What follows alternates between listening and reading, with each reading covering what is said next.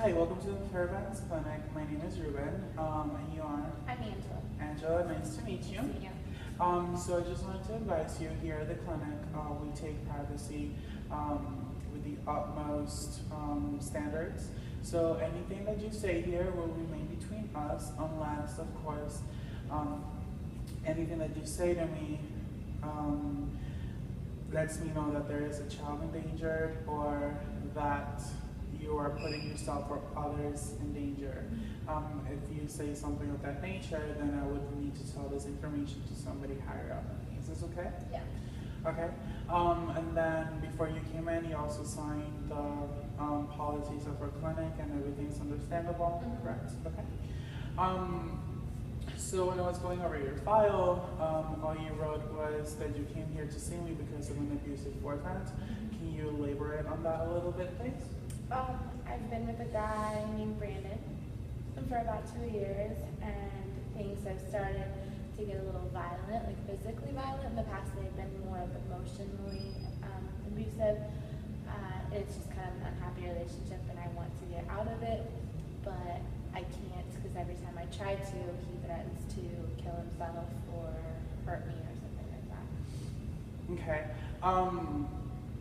And then is this something that just started, or is it something that's been going on for a while? It's been going on for about 1.5 years of the 2-year relationship. So the beginning was fine and normal, we were happy, and then things changed. Okay. And then is this something that other people in your life know about, or is this something that you carry by yourself? My family and my friends know about it. They don't like him. They know some of the things he's done in the past and some of the things he does now, and they want me to get out of the relationship. But since I get so much negative backlash from them, I kind of keep everything to myself. And like, they don't know he lives with me now, and they don't really know I'm still with him. They think I haven't been with them for like a year, and I just kind of hide everything from them. Okay. And then is this what? Is this something that is this someone that your family has met before, or? My family met him. My family's never met him. My friends met him. I've never introduced him to anyone though. Okay, you've never introduced him to your family, but then he told me that this is someone that your family does not want you to be with. How did they find out about everything that's been going on? About maybe 4 months into the relationship, there was an incident that happened, and I broke up with him. And I told my sister, and she told my other sister, who told my mom, who told everybody.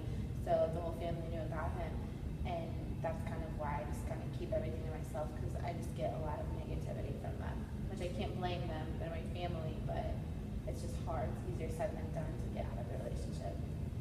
Okay, so from what I have gathered from what you told me so far, correct me if I'm wrong, is that you want to finish the relationship, or did you want to try to work it out, or what are you trying to do with this? I love him. I don't really feel like I'm in love with him anymore.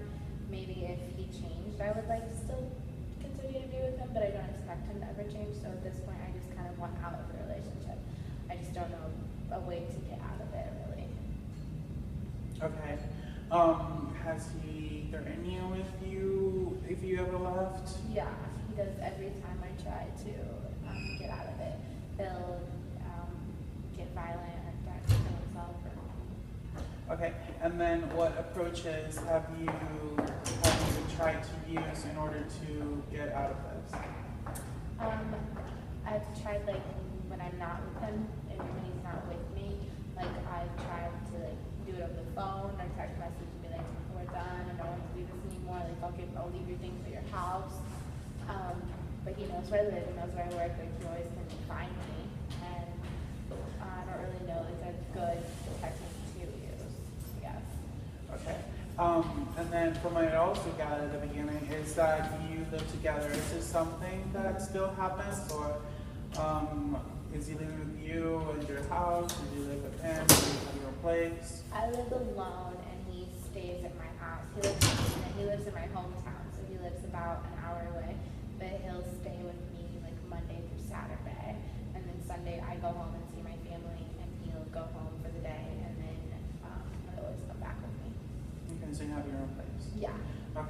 And then is this something that he pays for, or is it something mutual? No, he doesn't help pay. He hasn't really worked the entire time we've had a job, so he doesn't have money. He'll come up with money in weird ways, and I found out in the beginning of the relationship how I was doing it is he was a drug runner. He was running drugs for his friends, and he would get paid a lot of money for that, and I always wondered how he has money and no didn't work, but I don't think he does that anymore at least, but he doesn't have money to pay now. Okay. What it sounds like is that this is something that has put you in various dangerous situations more than once. How do you feel knowing that you are in such a dangerous place? I hate it. Like, I feel stupid because I don't think he would really hurt me, but I didn't also think he would ever like hit me or push me or leave bruises on me or anything like that, or threaten to kill me. And he did that when I didn't think he would. So it's kind of hard telling what he would really do. But I mean, it makes me feel dumb. Like, if something actually happened to me, I would hate to think of how my family would react, like if I died. But okay. It's okay to feel that you're a little bit unsure about the situation. It's just not okay for you to feel dumb, as you say, because you are not alone. I have other clients that are also in the same situation. Of course, not that I can totally relate, but I can definitely understand a little bit of how you feel, because of others have also told me the same situations that you're in. So just know that you're not alone, and this is not something that's that should make you feel dumb, because it's not common, but of course, from what you're telling me, is that this guy is possessive over you, and of course, we all know that some men have the tendency to be like that. So don't let it discourage you. I mean, this is something that we can work together on, try to getting you out of it.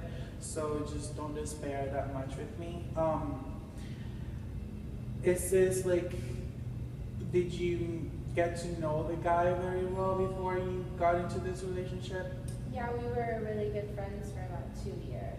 So before we started dating, and then things changed, and we decided to be together, and that's when it changed. Okay, and then is this something that just happened out of the blue, or was there like a trigger that triggered all these possessive behaviors from him? Or when you were friends, did you ever notice little things that would make you wonder that would turn into a trigger? Whenever we were friends, I never thought anything like weird was going on at all. We had a girlfriend who dated for about 2 years before me, and I would hear like horror stories about her, and me being his friend, like none of us really liked her because of the things he would say about her. But there was no triggers really, because he was so good at hiding everything and lying about everything. But when we got together about, I don't know, 3 or 4 months into it, I went out with some friends one night, and there were guys there, and he didn't like that, and he got crazy and called me, I think, over 100 times that night, and told me he went to jail, he got arrested, threatened to come. He was back in my hometown, threatened to come to Indianapolis and like find me and make me disappear. He told me all kinds of things. He posted all over Facebook that I was a cheating whore and like tagged my name in it. So that's kind of when it changed. But that's when I told my family, like I was done with him, and I was like talking about what happened. So I opened up and told them everything, and then I got back with him. And obviously then my family needed him. So that's really when things changed then. And then they were good for a while, and then it changed, and then good for a while. And then the longer time we've been together, like the good times get smaller, and the bad times are more often. So. Okay.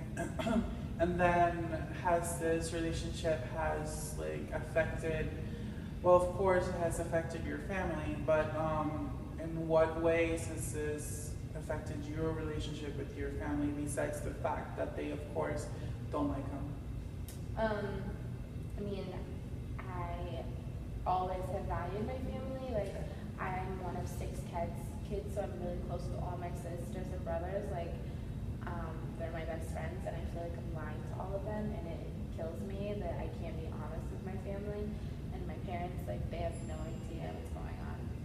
I'm just like, I'm living a lie, I'm hiding everything, because I've been with this guy for 2 years, and they think I dated him in the past for like 3 months. And like, right now he's a big part of my life, and they don't even know like who I am, what I'm doing here. I just hate how I'm lying to everyone. Okay. And is there a reason why you're hiding this from your family? I mean, you would expect your family to be your first point of support in a situation like this. I'm just wondering why you haven't opened up completely about this to your family. I really don't know, because I know how much they care about me, and I don't really trust what they would do if they found out everything he's done to me. And I don't want anything bad to happen to him. I really think that they would like get him thrown in jail, or my brothers would like beat him up big time. But I just don't want something like that to happen. Like, I just feel like it would be a big thing, and I don't want it to be a big thing. Like, I just want to deal with it on my own. I don't want anybody else to know about it, and I don't trust myself fully to get out of the relationship, so I don't want to disappoint anybody. Okay. And then since you, in a situation like this, you do need a support system, do you have this kind of support system, or are you fighting this battle by yourself? I have one friend who kind of went through the same thing with a boyfriend, and she is there for me, like for me to call whenever and talk to, but really I'm on my own. Like, none of my friends know I'm with him, none of my family knows I'm with him. My coworkers know, just because like I have all my family and friends in my hometown, and then my only friends here are really my coworkers, so they know, but they're not really close friends, so like I feel like I can tell them, but other than that, nobody really knows. I deal with it on my own. Okay. So have you been in a situation like this in the past that has helped you sort of manage this situation right now, or like how have your past relationships been? I haven't been in a situation like this in the past, and I really haven't had serious relationships other than this one. He's my only serious relationship. In the past, it's all just been like casual dating. I never really wanted like a committed relationship. I kind of was always so busy in high school, and I just did my own thing. Like, I worked 40 hours a week, and I was in so many extracurriculars. Like, I didn't have time for boyfriends. I just kind of had fun with guys, like went on dates and stuff, but I never was a serious dater. So let's try to compare and like contrast how the situation was before and now. So just if you want to tell me how he was before things got violent, when things got violent, and then how has that like progressed up to now? Before things got violent, he was really sweet and would compliment me all the time, and was just really nice and made me feel good about myself. And then when things got violent, like they get violent often, like physically violent, or like emotionally, or how would you mean? Just how has he gone violent in general? How? Yes. Just like little things, like pushing me or shoving me, or like pushing me on the ground, or like smacking me or something like that. The worst was we were at a party, and I was talking to a guy, like literally just communicating with a guy that I hadn't seen in like 2 years that I was friends with, and he came up and like wrapped his arms around my throat and like made a huge scene and said I was his girlfriend, and nobody was allowed to talk to me, like just being so embarrassing, and he was trashed. And then he went in the other room and was like watching me the whole night, and he broke his phone that night, broke a pair of glasses he had that night, broke a bunch of other things. He was acting insane. And then when everybody went to bed, he wouldn't let me leave because I didn't want to stay with him, but he wouldn't let me leave. And I got up to leave, and he ran in the kitchen and grabbed a big butcher knife and tried to stab me with it and told me he was going to kill me. And he was so drunk though that I finally got it out of his hand, and like I got him away from me, and I tried to run out the door, and he got the knife again and chased me and told me he was gonna go slit his throat on my car, and then if I left, so I stayed, and like when I went inside, he shoved me on the ground and hit me. So that was like the worst it ever got.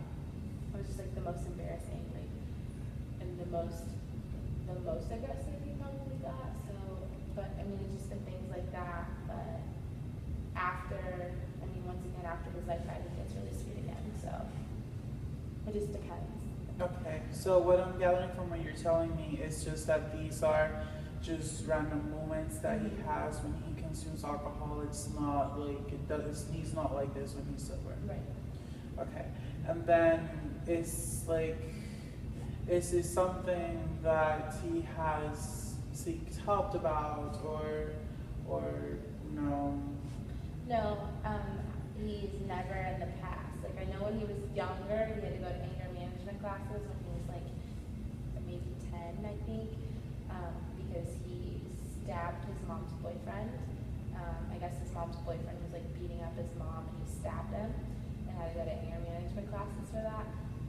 But he's never like gone to any sort of therapy or counseling or anything. Like, I've set up appointments for him, and he'll never show up.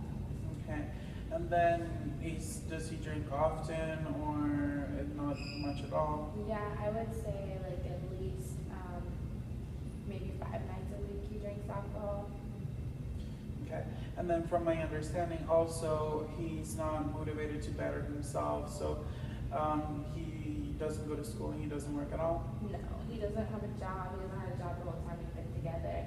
He would like do odd jobs here and there, like he was running drugs to people, or like helping people like move things or build ponds in the yard or something crazy like that. He's never had a real job. He's never gone to school. Like, he doesn't drive. He's not motivated to do anything for himself. Okay. And then it kind of shocks me because, I mean, when you're in an environment where you're with someone successful and someone driven, then that success and that drive to succeed should rub off on everybody else in that environment. So it kind of shocks me that that's not his case. Has he told you why he doesn't want to do anything for his life? He makes up excuses like, well, I'm going to go get a job next week, or I'll go apply next week. I have applications, I'm just waiting on people to call me back. Or he always wanted to work in like a factory or something because he was awkward around people. Like, he couldn't have like a person job, like a restaurant or something like that. And he just always made up excuses. And his mom is his biggest enabler. Like, she financially supports him 100%, buys him everything he wants. Like, so he has no reason to, really. Like, he doesn't need to have him. Okay. And then does this situation, besides affecting you and your family, of course, and then in your social environment, has this issue also affected you in your studies, in your schooling? Mm-hmm. Yeah, the first semester at school in the United States, actually, when we were dating, like, he would get really possessive and like not believe that I was going to school, and he would not let me go, or like wouldn't let me go study, or just all sorts of things, and it just was exhausting, and I never studied at all, and I like failed classes the first semester, and work, like, he doesn't believe I'm going to work, or like he'll make me late all the time and things like that, or if I'm at work late, like, I always close the restaurant and he'll like call and blow up the phone and call the work phone. Like, it's embarrassing. Okay. And then you also told me that his mom's is an enabler. So his alcohol and his addiction, you're not the one that supports that, it's his mother? Right. She doesn't, like, financially? Yes. Yeah, no, I don't buy him alcohol or anything. His mom will give him money, and he'll like go out with his friends, or like go buy a bottle or something. Okay, and then is this something that you have talked to his mother about? Have you approached her and let her know what he does with the money that she gives him?